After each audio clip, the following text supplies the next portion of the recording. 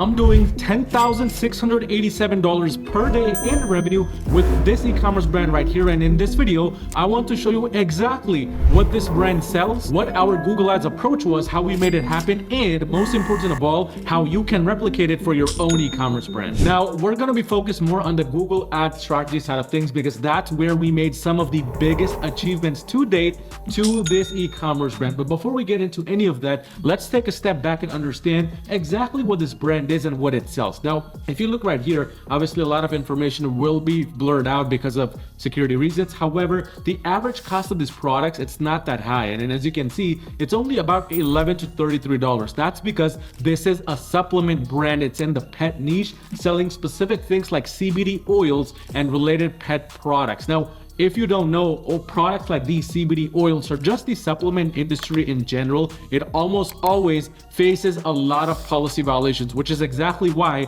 this is such a big achievement for me. On the Google Ads side, in the last 30 days, we have been able to increase the overall ad spend by 49% in total and increase the revenue by 178% at a 1.68x ROAS. Now, because this is a supplement brand, it works a bit differently than a normal brand. You might look at this and say it's very unprofitable. However, they don't operate on a first order profit basis, which means if a person purchases one specific bottle of this supplement, they're going to come back, they're going to subscribe to the supplement box, or they're going to keep buying over and over, which is what this brand relies on to truly scale to the next level. So that's why the margins of this brand and just the break-even numbers work a little bit differently. However, when we started working with this brand, which was not a long time ago, it was roughly 2.5 weeks ago, what we came to realize when I was looking through the account was this brand had literally not been able to achieve a single month of profitability to date. And when I say that, what I mean is if we look at it on a month-to-month basis,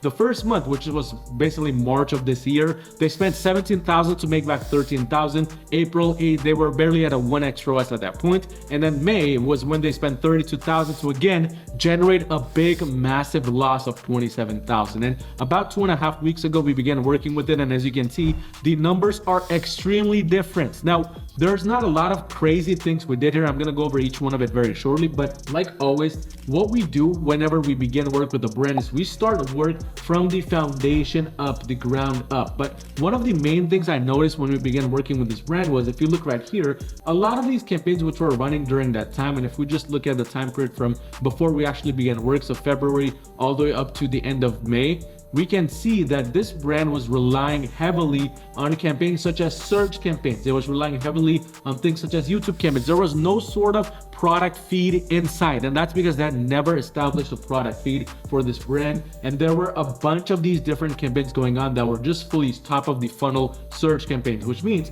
they were fairly cold traffic search campaigns. Now, if you look right here, the highest ROAS the search campaign achieved was an 8x ROAS on the March the 7th. But then after that, the highest, it kind of became lower and lower as they tried to scale this brand further. So clearly search campaigns were not working, and it was just because there was too much education related keywords going on within this brand. You can't see these keywords right here, but they're all educational based. How to do this, how to do that, how to take care of your pets, etc. And that's because the product they sell ties into this educational related words. But as I mentioned earlier, although they had performance max campaigns running, there was no product feed at all. This was a big issue because, as we saw here, a lot of their competitors were already on shopping. If they are on shopping, there's no reason why this brand cannot be on shopping. This is where so many brands go wrong. They believe that just because they sell a product which may be not necessarily allowed on Google, or it's kind of a gray area product, that they just cannot run shopping at. That's far from the truth. And the way to find out if you can or can't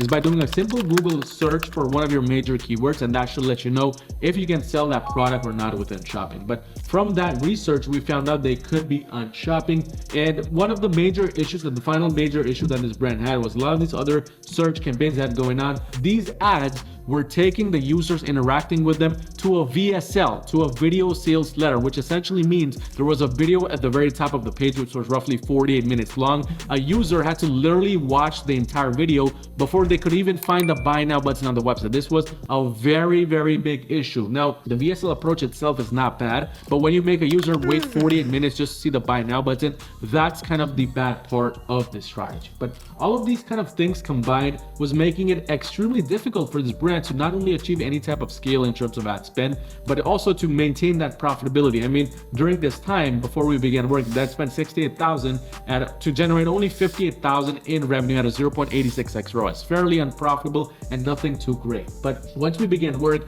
we took a simple approach to this brand. All we did was we followed the 3-step process: analyze, optimize, and scale. Now, analyze basically was the audit I just did right here, but that made us realize that we needed to now begin work on the product feed itself, which means in this case, we needed to get approved for shopping.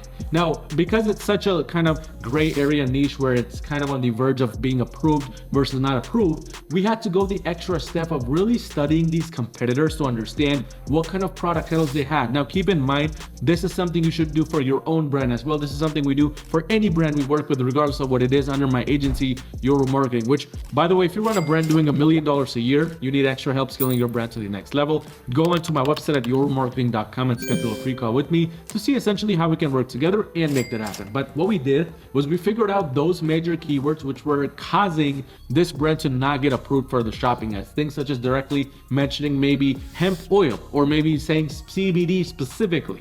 That's what we were trying to figure out with this research from these product titles, because believe it or not, even if you have a single word that's incorrect or not shouldn't be there within product titles or your descriptions, your entire shopping listing will get disapproved, and as a result, your feed will never be approved. So we had to do this extra step for not only this hemp oil related product they were selling, but a lot of other products they were selling. It was not just one product, they were a collection based brand. So from there, what we understood was basically the product titles needed a bit of work. They needed a bit of an improvement to even become eligible for shopping. So that's what we began our work on: product feed, number one. And then number two, things like product images, because then we noticed a lot of these product images are very similar to each other. If we wanted to stand out, we needed to find ways to stand out via different imagery, basically doing the opposite of what the competitors are doing. But in addition to that, doing things such as the Google Merchant Center reviews program, having certain things such as percentage offs in the Merchant Center, etc. That really helped us establish a powerful feed, which was then going to now help us launch better performance max campaigns. So if you look right here, we have several different PMax campaigns running. Let's go over that approach first. The main approach here was to continue running their original campaign right here, which was the assets only approach.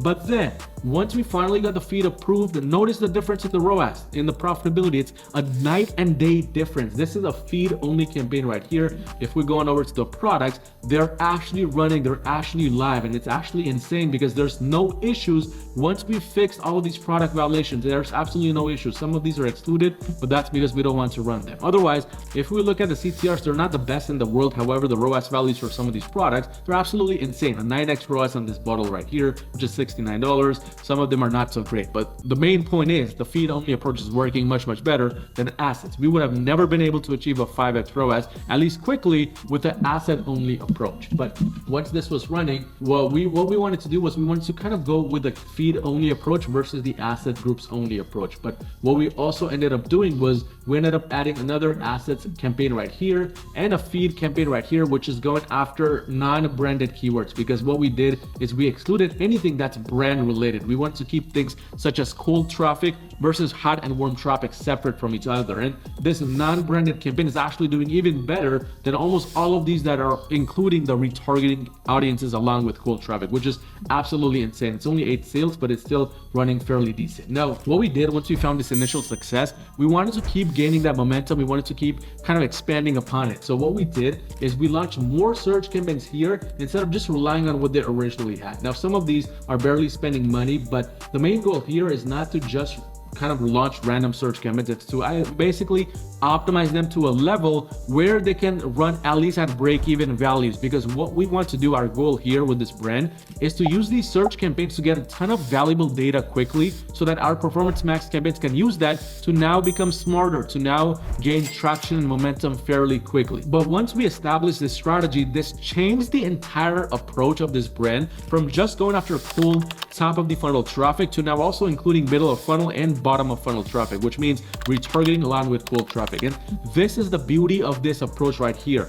Now we have this whole ecosystem at play within this Google Ads account where it's cold traffic plus retargeting working together side by side to feed each other data. It's like a little loop that's been created, and now that's the loop we're going to be using to continue scaling this brand to the next level. I mean, in the last 14 days, if we compare it to the previous 14, we can see things are just getting better and better. These are numbers this brand has never achieved before. I mean, the ROAS is a 2.50x. It's a 120% increase from the previous 14 days, and spend is down a little bit, but revenue is up, so they're more profitable at this point. Now, the main goal is to continue this momentum, keep on scaling the brand further. Now, to scale, it's going to be a fairly simple strategy. We're going to be implementing a lot of vertical scaling because we already scaled horizontally here by adding a bunch of different campaign types and just increasing the number of campaigns in total. There's 10 running now. Now, what we want to do is we want to just increase the budget to take the brand to the next level every 7 to 14 days, maybe increasing by 20 to 30% the ad spend and the budget. Again, if you run a brand doing $1 million a year,